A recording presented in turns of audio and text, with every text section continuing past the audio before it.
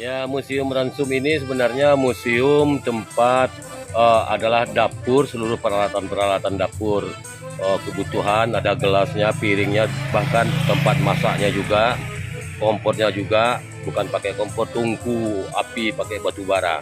Pada masa itu ratusan mungkin ribuan karyawan, para pekerja yang masuk lubang, kemudian pegawai-pegawai Belanda yang para tenaga-tenaga ahlinya juga di sini semua.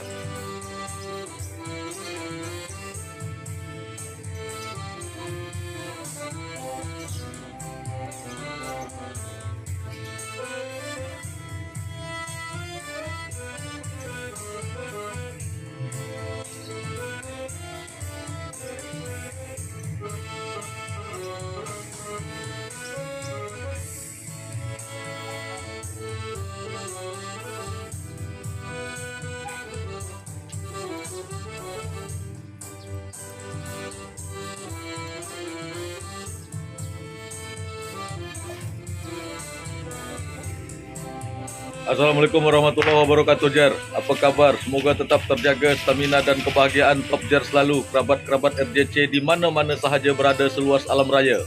Tak kira di mana-mana sahaja berada, Melayu Top Jer selalu. Oke, Jer. Dari Bengkel Tanjak Rumah Hitam, saya sekarang ada di Sawah Lunto, Kota Sawah Lunto.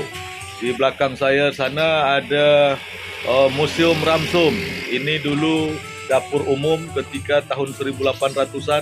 Sawah Lunto menjadi pusat tambang. Disebut dicakap warga di sini mutiara hitam, ya. Tapi dia bukan mutiara sebenarnya, itu kata kias saja. Yang betul adalah batu bara yang dieksploitasi, digarap, dikirim ke negeri penjajah sana Belanda untuk mendukung revolusi industri di Eropa. Jadi ada 3 konsorsium perusahaan besar Belanda yang menanamkan investasi di sini, dan di belakang sana, di belakang saya saat ini adalah dapur umum. Ribuan orang pekerja yang harus dikasih makan setiap hari. Pekerja-pekerja rodi. Jadi di sini dapur umumnya. Di belakang saya sekarang menjadi Museum Ramsum di Sawah Lunto. Kita mau lihat ke dalam. Oke, Rumah Hitam Jer Channel. Di kejauhan sana nampak cerobong asap ya dari dapur. Jadi memasak di sini juga menggunakan dulunya menggunakan batu bara. Jadi asapnya dibuang ke atas tinggi itu ya. Mari kita lihat ke dalam.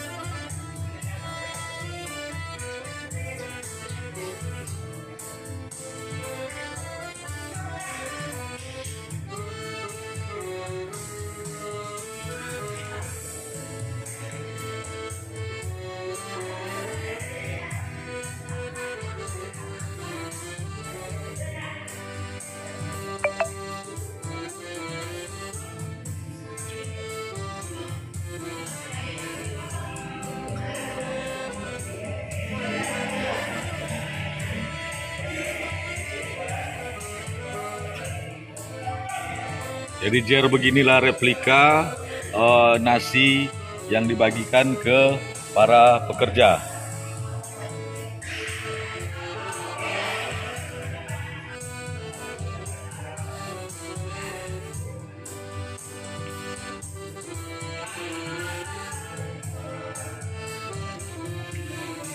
Jadi revolusi industri tahun 1800-an sudah masuk ke Sawah Lunto ya. Ini kompresor, Jer.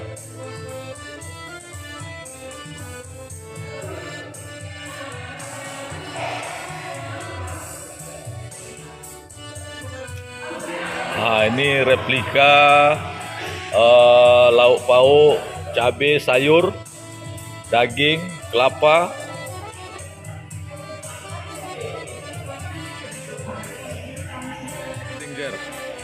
Besarnya dapur. Ini perlengkapan untuk memasak.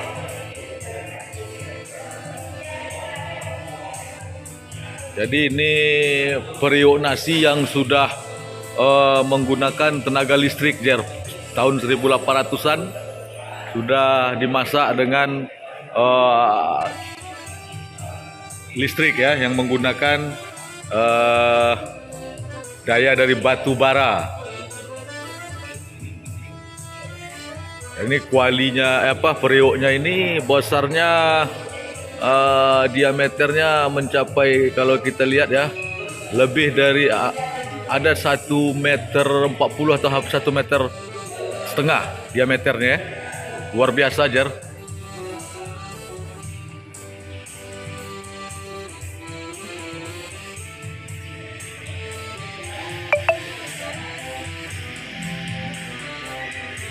Ini masih ada dokumentasi bagaimana dulunya para koki memasak di sini ya. Lihat, Jar, orang berdiri dan periuk yang sebesar itu yang tadi kita lihat, yang ini ya, yang ini periuknya.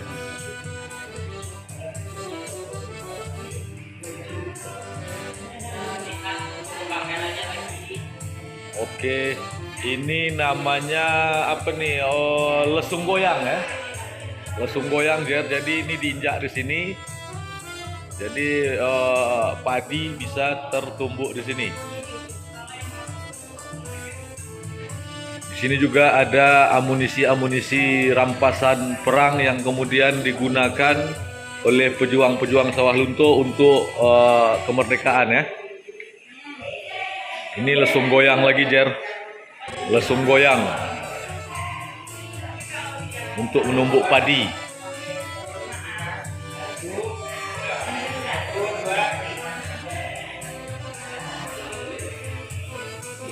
Sini juga ada batu nisan orang rantai.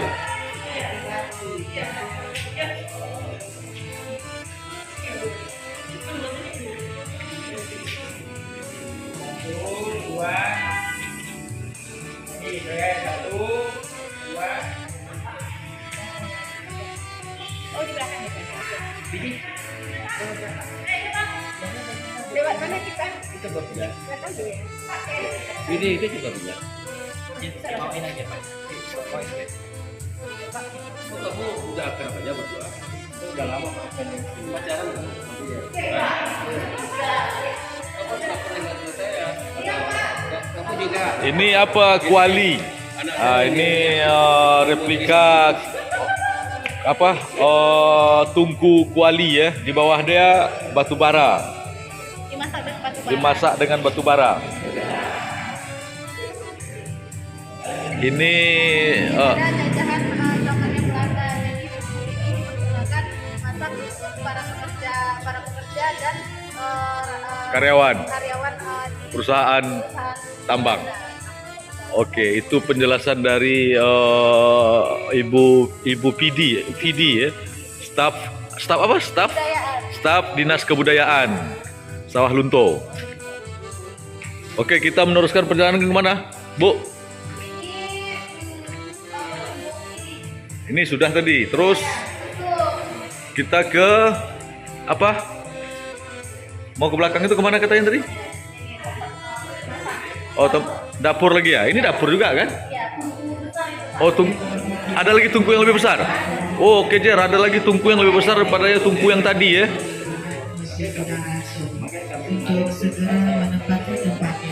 Ini sampel-sampel batu bara yang masih tersisa di sini, Jer. Ya. Ini yang disebut warga di sini mutiara hitam.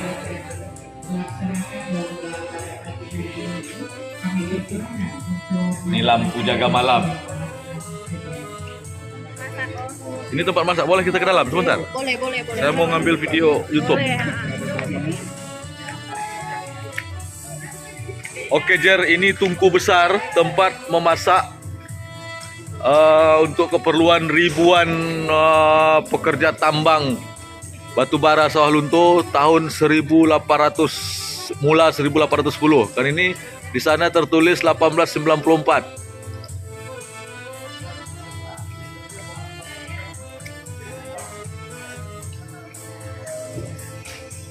Itu cerobong asapnya, Jer, di atas sana.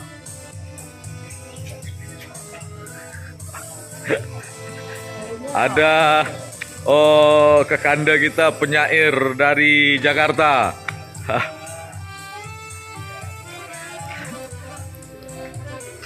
Wow. Jadi begini, Jer. Ini dulunya menjadi tempat batu bara untuk memasak di dalam ini ya, ke atas. Luar biasa.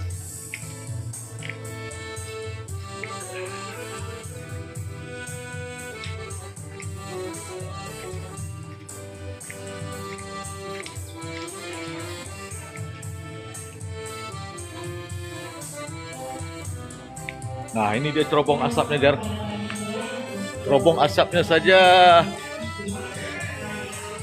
luar biasa sebesar ini, Jar.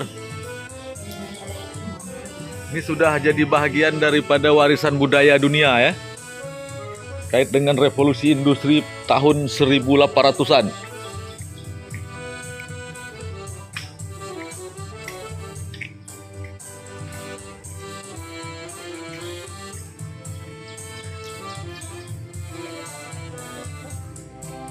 Juga bagian dari dapur besar ini ya.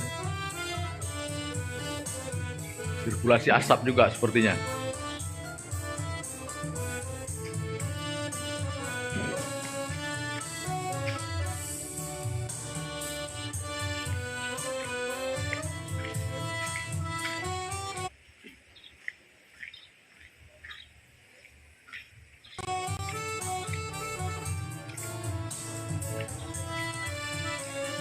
Oke, Jer, itulah sekilas tentang Museum Ransum ya, Museum Gudang Ransum lengkapnya. Kita keluar ya, Jer ya. Kita mau meneruskan perjalanan ke tempat lain. Di sini ada banyak sekali museum dan hari ini yang mudah-mudahan kita bisa datangi semua. Konon ada 6 museum yang menjadi rangkaian daripada menjadi satu kesatuan sebagai warisan budaya dunia. Ini salah satu jalur jalan di kota Sawalunto. Ya, Sawalunto ini menjadi kota tua yang sekarang sedang berdandan kembali ya. Kita sekarang dengan Bang Syarifuddin Arifin, salah seorang jurnalis juga, penyair juga, penulis buku, dan tentu banyak tahu tentang Sawalunto.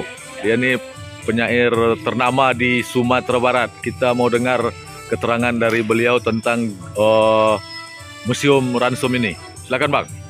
Ya, Museum Ransum ini sebenarnya museum tempat adalah dapur, seluruh peralatan-peralatan dapur. Kebutuhan, ada gelasnya, piringnya, bahkan tempat masaknya juga, kompornya juga, bukan pakai kompor tungku api, pakai batu bara. Pada masa itu ratusan mungkin ribuan karyawan, para pekerja yang masuk lubang, kemudian pegawai-pegawai Belanda yang para tenaga-tenaga ahlinya juga di sini semua. Dan mereka makannya seragam. Itu diransum. Diransum artinya porsinya sama, buahnya sama, lauknya sama, dan berasnya juga sama. Sehingga peralatan-alatannya itu sekarang sudah tidak terpakai, tetapi tersimpan, dimuseumkan. Seperti periuk, kuali, sendok-sendoknya semuanya pada awal-awal abad ke-19 dulu. Ketika batu bara Umbilin mulai dibuka. Oke, Bang.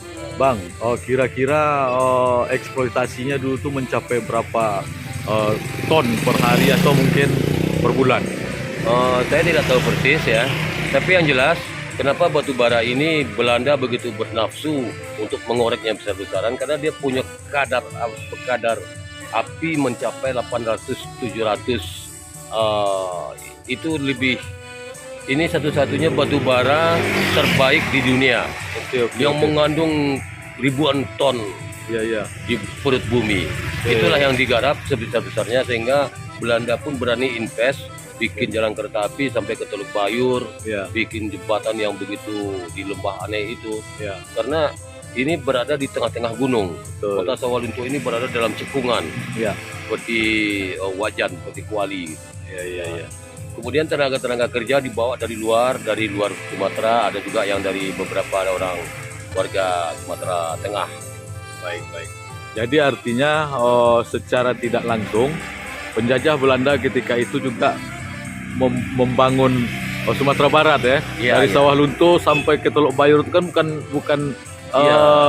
jarak yang dekat ya. Ya, dan karena batu bara inilah ya, dengan adanya batu bara kemudian pihak Belanda memikirkan bagaimana membawanya keluar ke pantai timur medannya terlalu sulit, ke pantai barat malah sulit juga, tapi tanahnya keras. Ya, Yang berbahaya itu memasuki lembah Anai. ya. Nah, itu investasinya sangat besar sekali, bikin jalan kereta api sampai Padang Panjang, dari Padang Panjang ke Bayi Tanam itu sangat berat sekali medannya. Iya, iya. Tapi kemudian setelah sampai ke pantai barat, bikin lagi pelabuhan Haven yang sekarang kita kenal Teluk Bayur. Ya. Sehingga semuanya dikapalkan ke sana ke Belanda, menuju Eropa. Berarti investasi ketika itu kalau diuangkan sekarang itu triliunan juga berarti. Wah, itu lebih besar dananya daripada bikin istana negara Nusantara itu. Oke. Terima kasih, Bang. Iya, ya.